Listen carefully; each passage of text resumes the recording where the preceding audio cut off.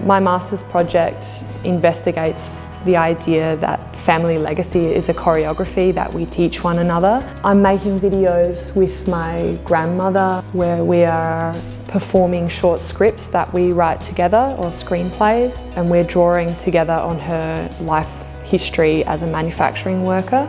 The times when I feel the most connected, or I feel like my art practice is most successful, is when I'm making art with groups of people in multidisciplinary situations, such as my involvement in the South Australian art collective, The Bait Fridge, where we perform in costumes with music and recycled materials. I decided to do a Masters of Photography because I really wanted to push my understanding of the possibilities but also the implications of photography and being someone who works with images today. I chose PSC as the place I wanted to study for two reasons. One reason is the really broad spectrum of lecturers that work at PSC who are practicing artists and writers with all different approaches, and that's really exciting to me, to get a vast array of perspectives. And then also the mentoring program was something that really drew me in, and a focus on sort of international and national connections and fostering the students to build their own networks was something that really stood out to me.